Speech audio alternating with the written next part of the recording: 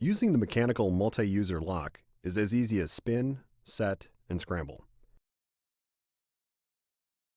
Find an open locker with a lock in the unlock position. After placing your contents inside the locker, close the door and spin each of the 3 dials to set your personal 3-digit combination.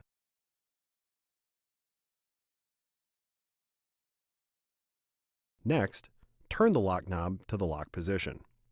Scramble the 3 dials.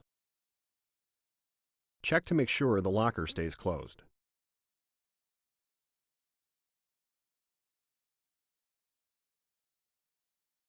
Unlocking is just as simple.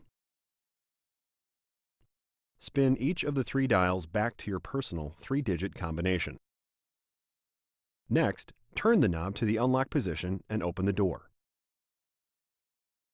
Leave the lock in the unlock position and scramble the dials to keep your combination secret.